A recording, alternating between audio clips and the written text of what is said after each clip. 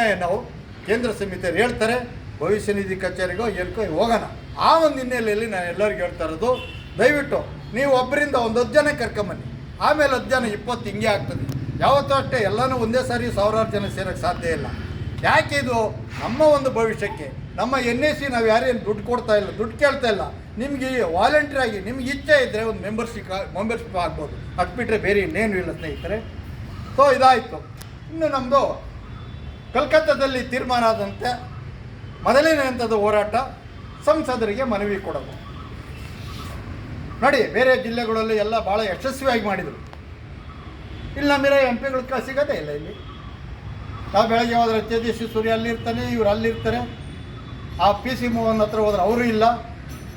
ಯಾರು ನಮ್ಮ ಸ್ನೇಹಿತರು ಹೇಳಿದ್ರು, ಶೋಭಾ ಕರಾಜ್ ಆಫೀಸ್ ಮುಂದೆ ನಾವು ಗೆರ್ರಾವು ಕೂತ್ಕೊಂಡ್ವಿ, ಬೀಗ ಹಾಕಿದ್ವಿ. ಒಂದು ಸಾರಿ ಹೋಗಿದ್ವಿ, ಬಿಗನೆ ಹಾಕ್ಕೊಂಡಿದ್ರು.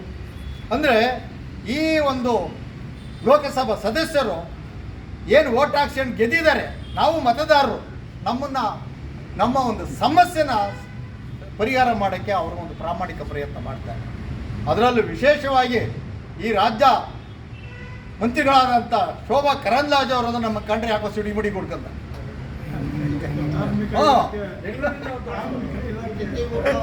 ಹಾಗಾಗಿ ಅವರ ಒಂದು ಅಧೀನದಲ್ಲಿ ಬರ್ತಕ್ಕಂಥ ಒಂದು ಇಲಾಖೆ ಈ ನಮ್ಮ ಸಂಸದರು ಹೀಗಿದ್ದಾರೆ.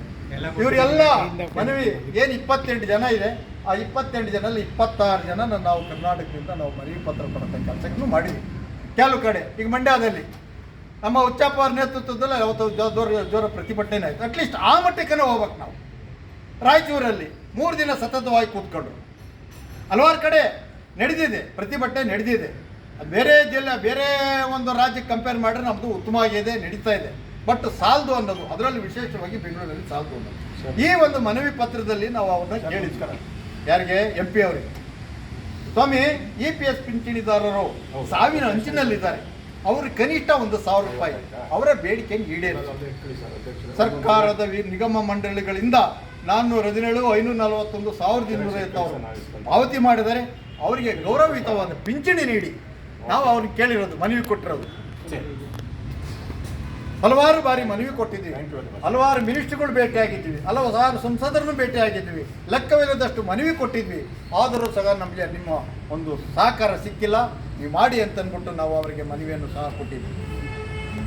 ಕೊನೆಯದಾಗಿ ನಮ್ಮ ಏನು ನಾವು 1/7/2020 ಕಲ್ಕತ್ತಾದ ಔರಾದಲ್ಲಿ ನಡೆತಕ್ಕಂಥ ಕಾರ್ಯಕಾರಿ ಸಮಿತಿಯಲ್ಲಿ ನಾನು, ಅಧ್ಯಕ್ಷರು, ಕುಲಕರ್ಣಿ ಅವರು, ಉಚ್ಚಪ್ಪನವರು ಎಲ್ಲರೂ ಸಹ ಅಲ್ಲಿ ಭೇಟಿಯಾಗಿದ್ವಿ.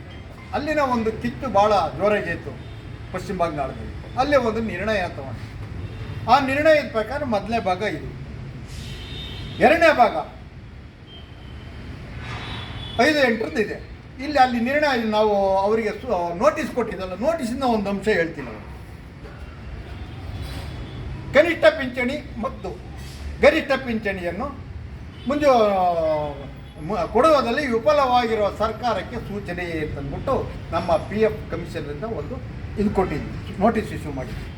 ಏನು ಈ ಮುಂದಿನ ಹೋರಾಟಕ್ಕೆ ಹಾಗೆ ಉಲ್ಲೇಖ ಏನು ಹಾಕಿದ್ವಿ, 1/7/2026 ನಾವು ಕೈಗೊಂಡಕ್ಕಂಥ ಕೇಂದ್ರ ಕಾರ್ಯಕಾರಿ ಸಮಿತಿಯಲ್ಲಿ ಕೈಗೊಂಡಕ್ಕಂಥ ನಿರ್ಣಯಗಳು. ಕನಿಷ್ಠ ಪಿಂಚಣಿ ಮತ್ತು 7,500 ಮತ್ತು DAಗೆ ಕೊಡಬೇಕಾದ್ರೆ ಏನು ನೀವು ಹೇಳ್ತಿರಲ್ಲ, ಡಿಫೈನ್ಡ್ ಕಾಂಟ್ರಿಬ್ಯೂಷನ್, ಡಿಫೈನ್ಡ್ ಬೆನಿಫಿಟ್, ನಿರ್ದಿಷ್ಟ ಪ್ರಯೋಜನ, ನಿರ್ದಿಷ್ಟ ಕೊಡುಗೆ ಅಂತ ಹೇಳ್ತಿರಲ್ಲ, ಆ ಅಡಿಯಲ್ಲಿ ಇವರು ಕೊಡೋಕ್ಕೆ ನಮ್ಮನ್ನು ವಿಫಲರಾಗಿದ್ದಾರೆ, ನಮ್ಮ ಹಕ್ಕನ್ನು ಇವರು ಕಿತ್ಕೊಂಡಿದ್ದಾರೆ.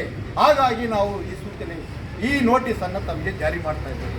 ಈಗಾಗಲೇ ತಮಗೆ 16 ಸಾರಿ ತಾವು ಮೌಖಿಕವಾಗಿ ಹೇಳಿದ್ದೀರಾ, ಬರವಣಿಗೆ ಮೂಲಕ ಕೊಟ್ಟಿದ್ದೀರಾ.